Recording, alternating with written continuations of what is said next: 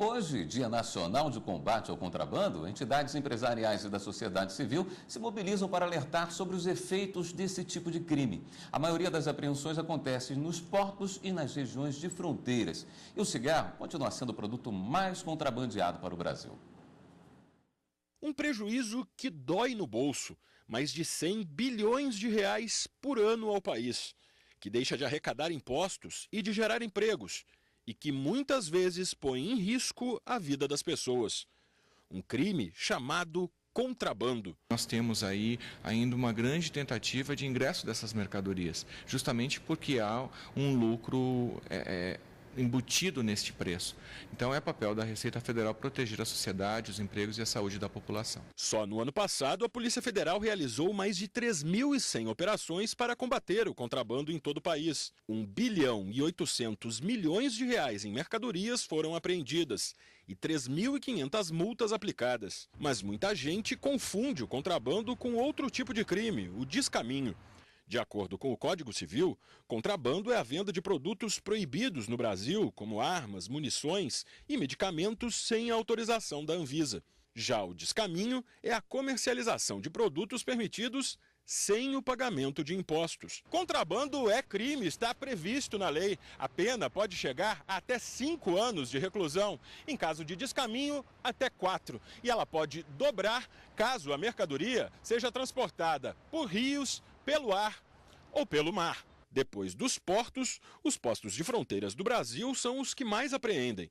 Os cigarros lideram disparado a lista das mercadorias mais apreendidas, seguidos pelos eletroeletrônicos, veículos e roupas. Nós temos aí um exemplo das nossas fronteiras movimentadas, principalmente com os países mais próximos aqui no Paraná, em Santa Catarina, em Mato Grosso do Sul, onde há uma entrada de produtos, principalmente cigarros, óculos, medicamentos, que são então produtos muito utilizados hoje e apreendidos pela Receita Federal. Nos últimos anos, muitos ambulantes começaram a se organizar e aderiram a feiras como esta, criada há 18 anos no Distrito Federal. Aqui são mais de 1.300 cooperados. Aqui é uma feira dos importados, então é muito visada.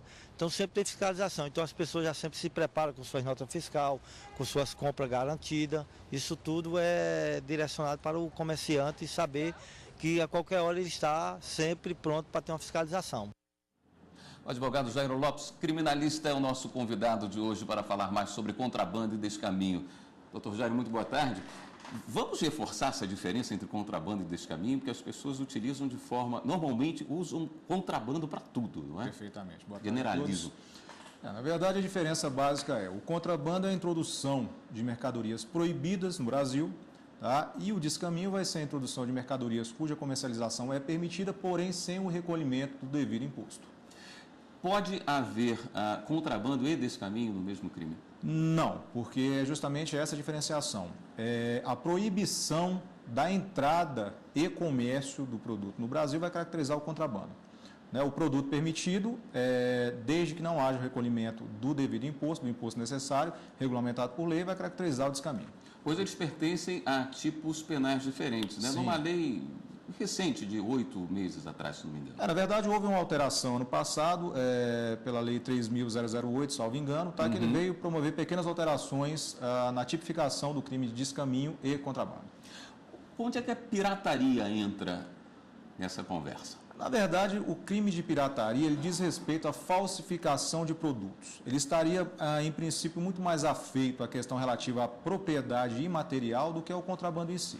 Mas, porém, uma análise um pouco mais rigorosa, se percebe que pode ser caracterizado o contrabando no instante em que é proibida a entrada no Brasil de produtos falsificados. Nós falamos há pouco na matéria sobre uma preocupação com a grande entrada de cigarros no país. Sim. Descaminho contrabando.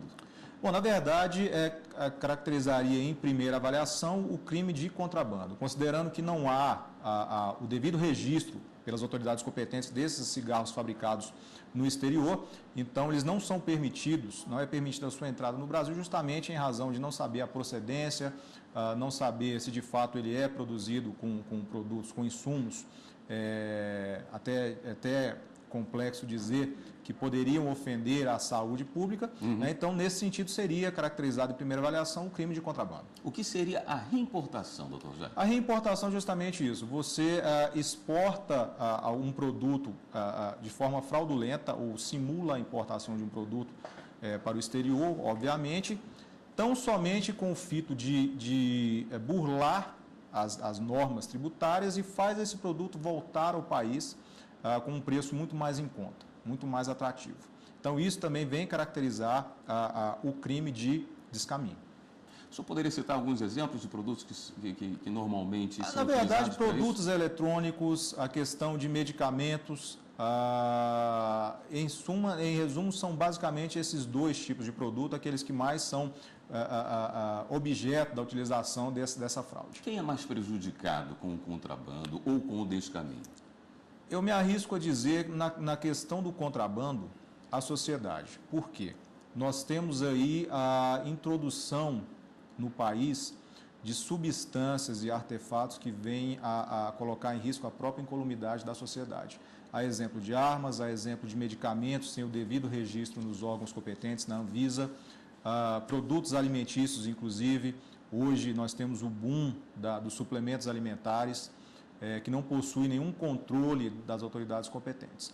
Então, eu acredito que no crime de contrabando, a própria população ela vem a sofrer os danos, considerando que ela vai ser consumidora de produtos sem nenhuma procedência, nenhuma garantia de procedência. Tá? E no crime de descaminho, tanto o Estado quanto a própria sociedade são vítimas, porque ao se deixar de recolher o imposto, a sociedade ela é penalizada porque não havendo imposto não vai haver o investimento em educação, saúde e segurança, por exemplo. E voltamos a falar com o advogado Jairo Lopes sobre contrabando nesse Dia Nacional de Combate a esse tipo de crime. Como se faz o combate ao contrabando, doutor Jairo? Bom, em princípio, haveria uma necessidade de reaparelhamento do Estado, considerando que o nosso efetivo ele é bastante reduzido, né? Os recursos humanos, os recursos materiais, a questão tecnológica, ela merece uma atenção maior por parte do governo. Mas também deve ser dito de uma forma bastante franca que, a exemplo do crime de receptação, por exemplo, o descaminho e o contrabando eles são fomentados pelo posicionamento, pela postura da própria sociedade. Há aqueles que veem uma grande vantagem em adquirir produtos contrabandeados, produtos que têm origem no descaminho, e isso já está institucionalizado. Né? A exemplo do crime de receptação, só se rouba porque tem quem compre o produto de furto. E o contrabando ele se avoluma porque há quem adquira. A pessoa que recebe um produto proveniente desse caminho, ela responde por receptação? Poderia vir a responder. Contudo, a lei exige que haja o interesse de comercialização. Né? No caso de contrabando, a importação a importação desse produto proibido, ela pode vir sim a ser caracterizada como descaminho pelo particular, como contrabando, perdão. Doutor Jairo, muito obrigado pela sua presença. Eu que agradeço.